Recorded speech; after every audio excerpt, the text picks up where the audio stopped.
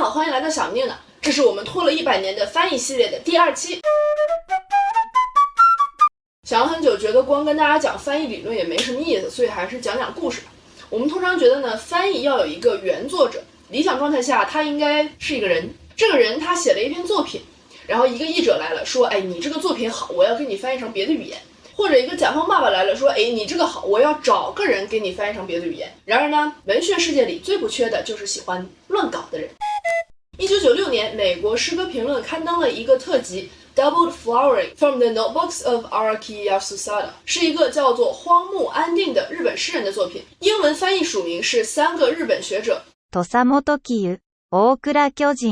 巨人、小地則長。荒木安定是日本广岛原子弹爆炸的幸存者，他的妻子和女儿都在爆炸中过世了，他自己也在1972年因为核爆引发的癌症过世。他的这一系列包括诗歌、通信、各种笔记的手稿，在他死后才被人发现，但从未在日本出版过。在这一本里，译者对荒木安定的生平进行了详细的记录，比如说他在日本战前参与的先锋文学流派。之前荒木安定的这些被翻译成英文的诗歌已经出现在了很多其他非常出名的文学刊物，比如说 Grand Street， 比如说 Conjunctions， 被美国诗歌评论出版之后更是造成轰动，尤其是第一首 Telescope with Urn， 基本上就是被夸上天了。这首诗里面呢有各种非常经典的日本元素，僧侣、折纸鹤、花，还有非常禅的 The idea of flowerings opening within ideas of flowers。 但是放在宇宙大爆炸的框架下面，把无穷大的银河山系、蓬莱山景和无穷小的女儿和骨灰融为一体书写，寥寥几笔就勾画出了这种很有张力的意象。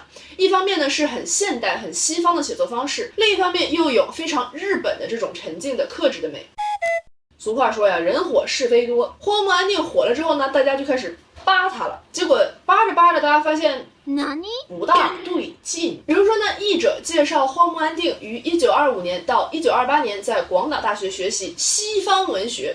Western Literature。 然而呢，广岛大学是1949年建的校，建校了之后也根本没有 Western Literature 这个专业。译者说，荒木安定受罗兰巴特影响很深，并且在1967年通读了他的《符号帝国》。然而这本书是1970年才出版的，还是法语出版的，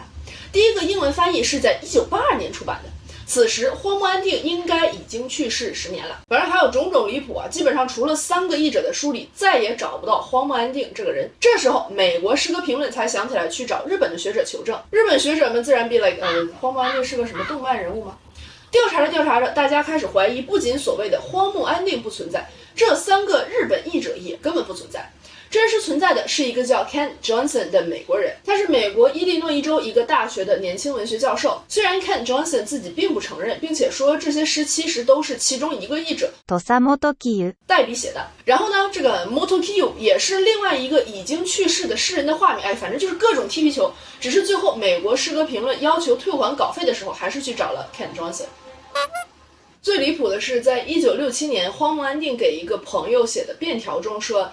我最近读到了很多很有意思的作者呀，比如说有 Gary Snyder、Bob Kaufman、Howard McCord， 是不是都没听说过呢？ Howard McCord 是 Kent Johnson 在大学里面的导师。就是说这个露馅露的有点明显，一时不知道他是真傻还是在装傻。出了这个事之后呢，当时狂吹荒木安定的人们自然是非常没有面子。美国诗歌评论里面的一个编辑就痛骂 Kent Johnson 的行为是犯罪。阿莫斯特学院研究日本文化的教授 John Sott 说这是 Japanese crap， 完全只是美国人自娱自乐，迎合自己对于日本的想象，比如拿俳句、禅宗这一类看起来很有异国情调的东西加点幽默和讽刺。当然呢，也有人觉得 Kent Johnson 这个事儿办的确实比较离谱，但这不能磨灭这些英文诗歌的文学价值。或者有人干脆觉得 Kent Johnson 就是拿一个文学智力游戏在玩美国大众，来讽刺主流文学圈的自以为是。那么 Kent Johnson 到底是为什么干这个事儿呢？不知道啊。当然 Kent Johnson 并不是第一个做这种离谱事情的翻译家，也不是最后一个。早在1760年，就有一个叫 James McPherson 的人翻译了一系列一个叫 Ossian 的苏格兰人写的史诗，结果呢压根儿没有 Ossian 这个人。但这并不妨碍 McPherson 的这一系列翻译诗歌对于英国浪漫主义诗人们产生的深远影响。近代比较出名的另外一个是 Kenneth Rexroth， 翻译了一个日本女诗人 Mirochiko 的一系列用佛教书写性爱的诗歌，结果呢也压根儿没有 Mirochiko 这个人。最近更搞笑的是，一个叫 Michael Derek Hudson 的美国白人诗人写了一首诗，用自己的原名投了40家杂志，没有人理他。他于是呢把名字换成了 Joe Ethan， 右投秒中，最后还混进了2015年的 The Best American Poetry。 我们对于这种事情第一反应一般都是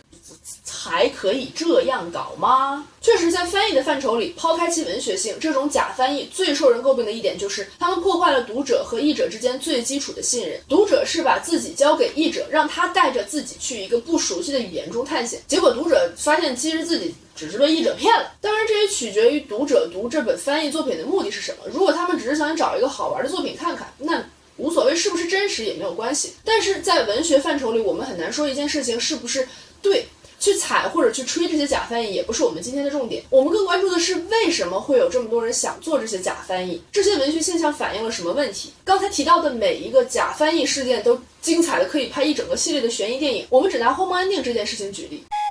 对于把自己伪造成荒木安定的 Ken Johnson， 有人猜测这里至少有一点点的同情心书写，也就是说他可能没有历史上的正当性，但却写出了一种情感上的正当性。那么问题来了，我们能为情感真理而忽视其他的东西吗？ John Bradley 在讨论这件事情的时候说，如果荒木安定的诗歌比所谓真正的幸存者能更好的从文学上记录广岛事件呢？这也是典型的浪漫主义想法，觉得诗人更应该着重于感受而不是了解，着重于直觉和认知而不是历史和哲学。但是这意味着作家可以为了抒发情感真理而放弃对于读者的诚实吗？而且在荒木安定这件事情中， Ken Johnson 书写的是谁的情感真理呢？ Charles Simic 评论说，荒木安定不过是我们美国人觉得一个日本诗人和一个广岛幸存者应该听起来的样子。 Ken Johnson 的诗歌里自然是有同理心的，就像庞德翻译的中国诗歌，他们首先是善于揣摩心理和发挥艺术直觉的诗人，但他们的写作注定是居高临下的，这里面自然有很多文化权力争端。就像如果我作为一个亚裔女性假扮一个半路破产的华尔街白人富豪写诗，没有人会觉得说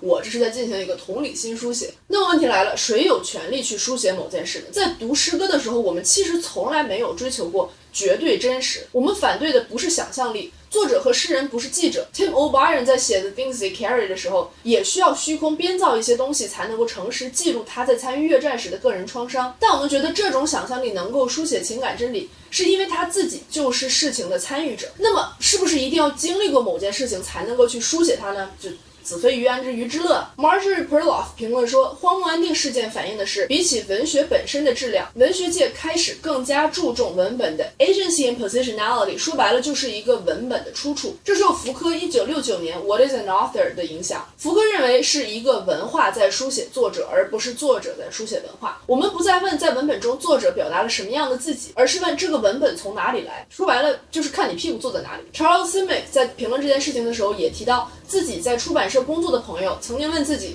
你认不认识什么爱斯基摩作家？因为呢他们还没出版过这种人的作品。前面提到的用中文名字做笔名的 Michael Derek Hudson， 选他的编辑也承认是因为看到了作者的名字才多看了几眼作品。